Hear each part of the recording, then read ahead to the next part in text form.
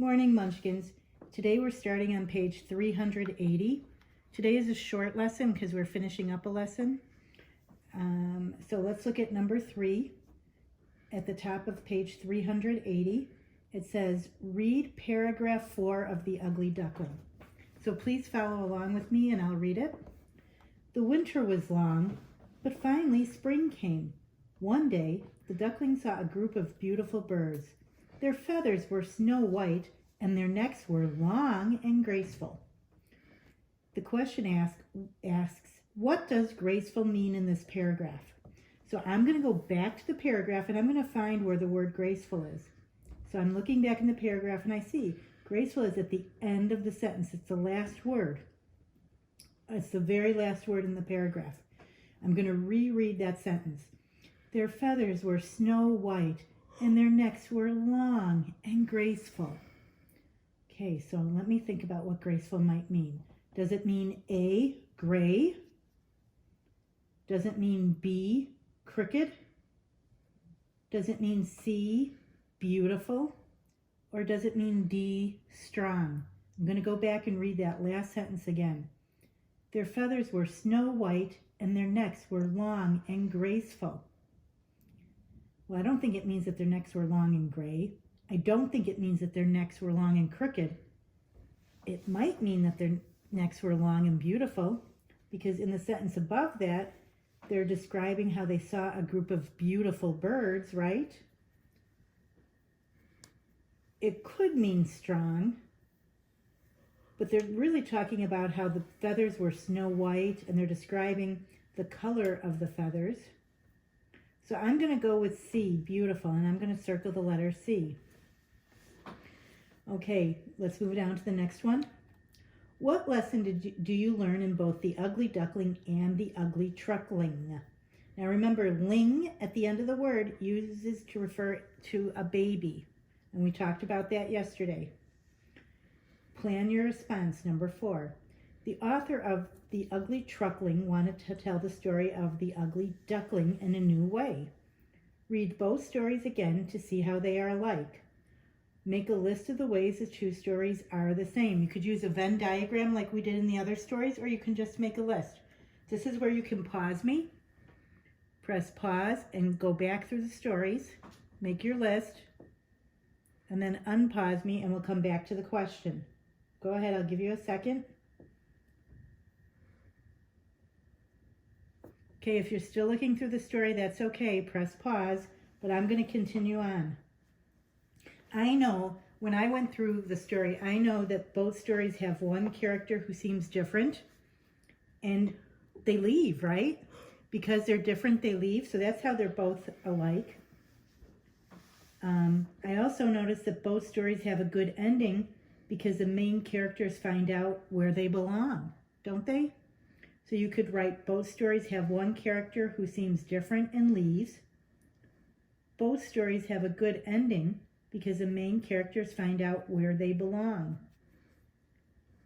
Both stories have one character who seems different and leaves.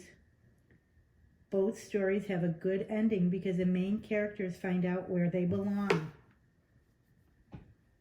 You can pause me again, and you can write your own answer. Phrase it the way you want, and then you can put me back to play again, and we can continue with number 5. This is write an extended response. 2 versions of a story usually have the same lesson. What lessons do you learn in both? What lessons do you learn in both The Ugly Duckling and The Ugly Truckling? Include some of the details that help teach that lesson. Again, pause me. You go back into the story, you look for the details, because if we were on recording and we were in class, you would be working with your partner and you would be trying to figure this out. Make a list, use a Venn diagram if you need to with the circles, put them both in the middle, one story at one end, the other at the other end, and figure out what lesson do you learn in both. Put me on pause, figure it out, and then come back. Well, when I was looking over the story and I made my list, I put Both stories tell about someone who doesn't fit in. They don't belong. They keep trying to find out where they belong. And then both find out that they are something special. So both versions of the story are about believing in yourself. That was the lesson I learned, that both versions of the story are about believing in yourself. We're not all going to be alike, but we're all special in our own way.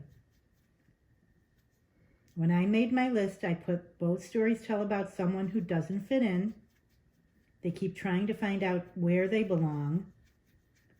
Both find out that they are something special. So both versions of the story are about believing in yourself. Now we're going to go back down to the bottom and back to the learning target. How does reading two versions of a story help you see how writers can tell the same story in different ways? Well, whenever I read two versions of a story, I look at how they are alike and different. First, I'll look at the characters and where each story takes place. Then, I'll look at what happens. And finally, I'll think about the lesson of the stories so that you can write all that. Remember, you pause, play, pause until you can gather your thoughts and look at the story, make your list. For the learning target, whenever I read two versions of a story, I will look at how they are alike and different.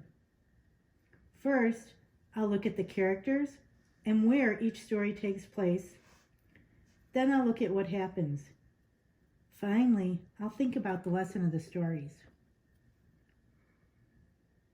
This will be a good time to pause me, then come back.